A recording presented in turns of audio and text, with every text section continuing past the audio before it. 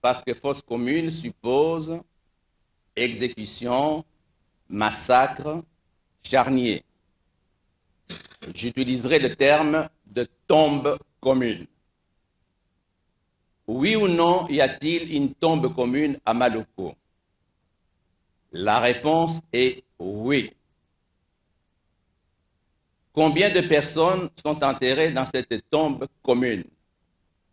La réponse est 421 personnes. 300 morts-nés et prématurés.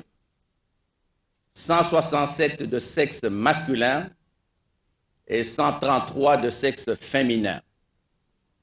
Nous avons 64 corps inconnus, 51 adultes, 7 femmes, 7 enfants, 5 enfants de sexe masculin et un enfant de sexe féminin.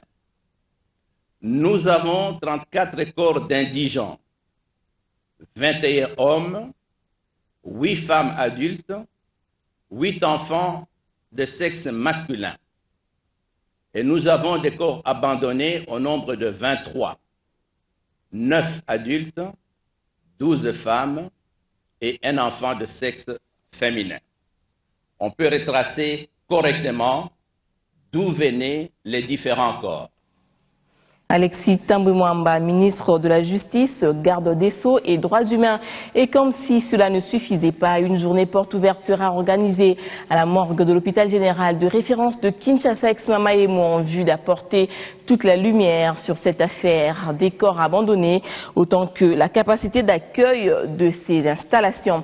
Près de 20 000 consultations gratuites et prises en charge des cas antérieurement jugés désespérés. C'est le premier bilan des 2 semaines de campagne présidentielle des soins en cours à Lubumbashi. Un véritable ouf de soulagement pour des personnes dépourvues des moyens afin de se soigner au moindre coût au pays ou à l'extérieur.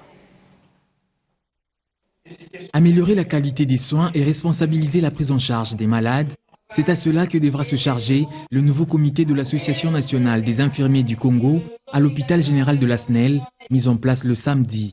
La cérémonie d'investiture des nouveaux membres donne à la SNEL la possibilité d'adhérer à l'ordre national des infirmiers si l'on s'en tient au dire du médecin directeur de la SNEL. Nous allons donner notre accord pour le principe de fonder un ordre d'infirmiers. Ça existe dans d'autres pays, pourquoi pas au Congo?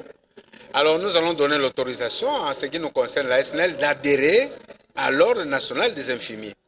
Et dans cet ordre-là, il y a les devoirs, il y a aussi les droits des infirmiers qu'il faut faire respecter devant la loi.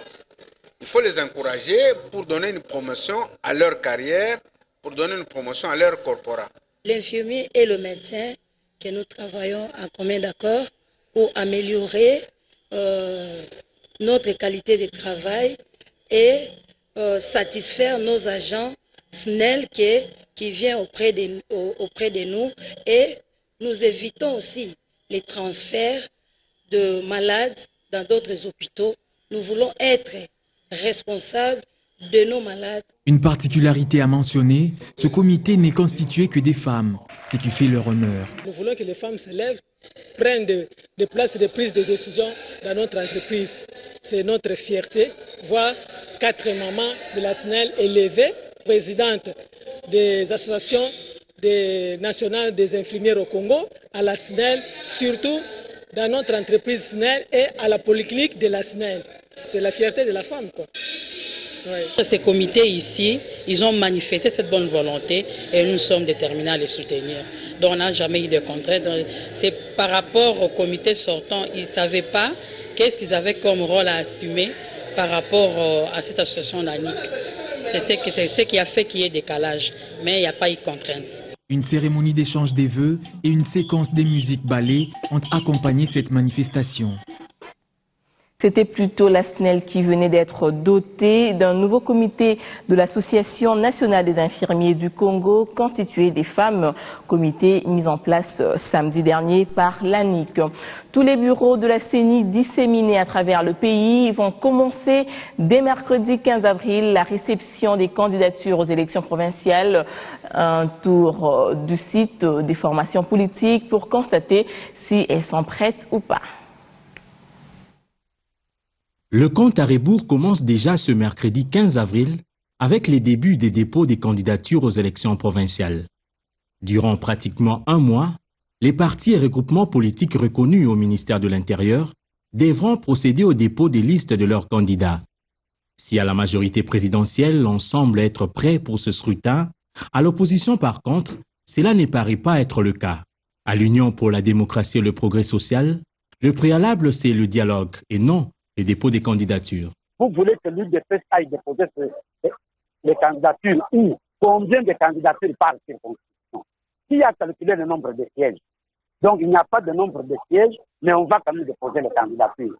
Si ces scrutins ne semblent pas concerner l'UDPS, au FONUS et à l'UNC, on y pense mais avec aussi quelques préalables. Nous sommes prêts.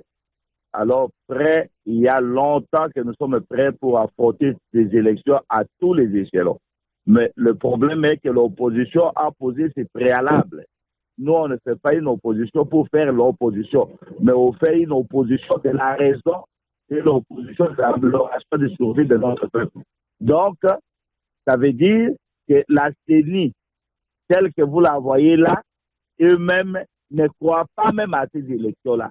Même les dépôts de candidatures là, vous allez voir dans la ville un peu partout, s'il y a un engouement dans ces dépôts de candidatures, parce que les gens veulent voir clair, comme l'eau claire dans un verre clair. Nous nous préparons parce que nous avons naturellement exigé un calendrier global.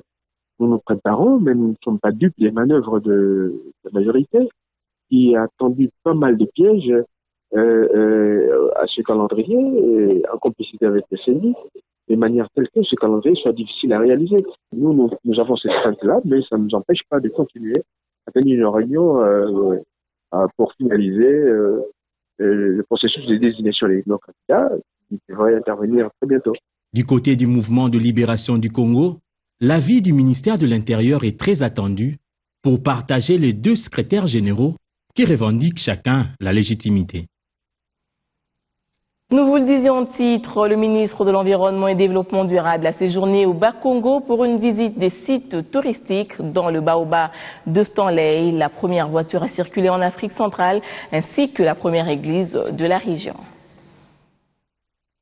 La partie forte de l'histoire de la République démocratique du Congo, les ressources touristiques qui s'y trouvent un illustre. Le ministre du Tourisme, plus que jamais déterminé à faire parler de son secteur, y a fait un tour question d'inspecter les différents sites existants, les évaluer et identifier les nouveaux. Dans sa tournée, à moins d'une des étapes inspectées, Elvis Moutir a débuté par la pointe de Banana, où le fleuve et l'océan Atlantique se croisent. D'ici, la délégation a pris la direction du parc des mangroves, un patrimoine aquatique qui se vend de par sa diversité faunique et florique aquatique. Un autre site attractif et très riche en histoire visitée et indéniable a été la route de l'esclave, lieu où étaient embarqués les esclaves vers d'autres continents. Ici, les chaînes auxquelles ils étaient attachés et leurs marmites sont encore visibles. La détermination a conduit l'autorité de tutelle à visiter aussi Voula, lieu où étaient gardés les esclaves avant l'arrivée des navires, et la plage de Mokoko qui servait du port. Comment transformer les déchets ou mieux immondier son énergie électrique dans la ville de Goma? C'est le fruit du partenariat entre une entreprise allemande dénommée Sinico et la ville de Goma. Patrick Sialouha. Vous savez que dans les réseaux que nous sommes en train d'exploiter, notamment l'AIMF et les réseaux des mers d'Afrique, nous avons des opportunités souvent de tomber sur des partenaires, des investisseurs, des experts qui ont des idées qui puissent développer nos entités et à travers nos entités développer nos pays. Pour le cas de Goma, nous exploitons ce volet-là, la coopération décentralisée. C'est dans ce cadre que, en Allemagne, nous sommes tombés entre des mains des investisseurs qui ont compris les difficultés de nos villes, Goma et Butembo, et qui ont été touchés par les explications que nous leur avons fournies. Et les voilà, après un mois à Goma, pour développer des idées avec le gouvernement provincial afin de voir comment monter des dossiers de projets qui puissent développer nos villes. Je vais parler de Goma, Beni et Butembo. Et ici, ce qui m'enchante, c'est que les dossiers que nous avons ciblés en Allemagne, c'est celui qui rencontre l'assentiment et de l'autorité provinciale et des couches que nous avons appelées pour la présentation. C'est les dossiers d'assainissement et ou traitement des déchets. Parce que c'est un projet transversal qui peut en même temps nous amener de l'énergie durable et de l'eau potable. Déjà, une loi a été promulguée au Parlement par les chefs de l'État, votée au Parlement, qui libéralise ce secteur. Je suis libre à ce jour de mobiliser les opérateurs économiques de la ville. Voilà que nous venons d'amener même des éléments qui parlent de l'énergie. C'est la compétition qui doit maintenant déterminer l'affaire. Et donc, que la SNEL et la Régie des eaux entendent cette voix. Ils sont obligés de se démener pour rendre compétitives leurs entreprises. Les cas échéants, les jours à venir, nous les verrons emballer les bagages et laisser la place au privé parce que la population n'a pas besoin de structures, la population a besoin de concret, l'énergie, l'eau, l'électricité et la propriété de ces.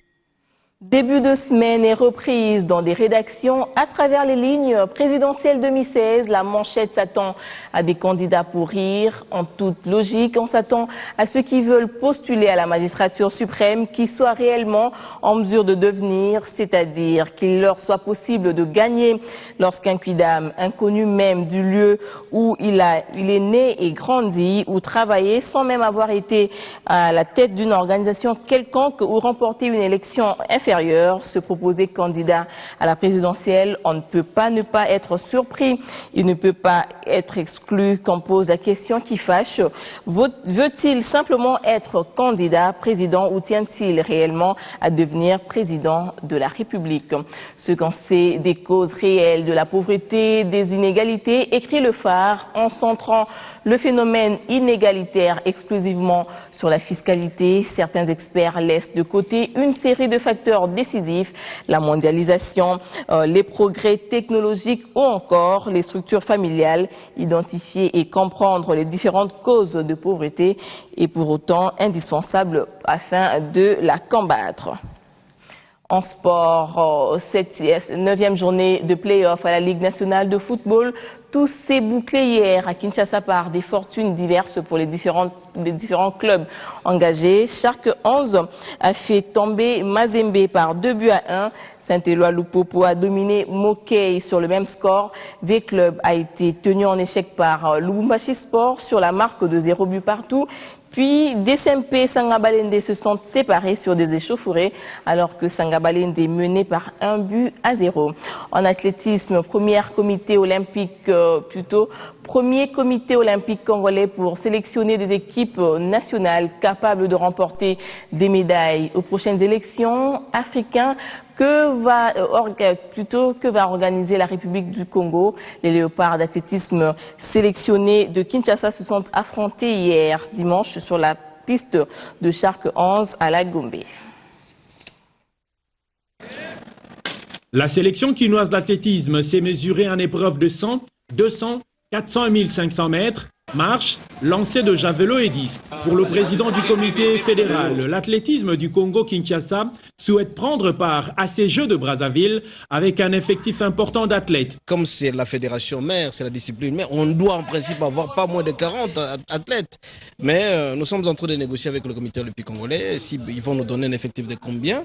Je crois qu'avec la fédération, on pourra avoir un effectif assez important parce que nous avons beaucoup d'épreuves. Si jamais on n'est pas représenté à travers les différentes épreuves, c'est que la République, la voix de la République ne sera pas entendue sur le plan international. Quant aux moyens financiers, l'État congolais doit assister la discipline mère des disciplines sportives. Jusque-là, nous sommes en train d'attendre le son des cloches qui va émaner du comité olympique congolais, qui va plaider auprès du gouvernement. C'est le comité olympique qui est l'interface de toutes les activités, de toutes les demandes possibles. Je pense que les comités olympiques pourront voir le ministre de sport ou le gouvernement pour pouvoir. Jusque-là, nous sommes en train de fonctionner avec les moyens des bords, les différentes cotisations. Nous traversons quand même une période assez difficile. Voilà. Et nous pensons aussi que le gouvernement pourra penser à nous pour le championnat national, pour la 14e édition qui aura lieu entre juillet et août, que nous allons déterminer au sein de la fédération. C'est au mois de mai prochain que ces athlètes vont encore se retrouver pour la deuxième journée du comité olympique congolais.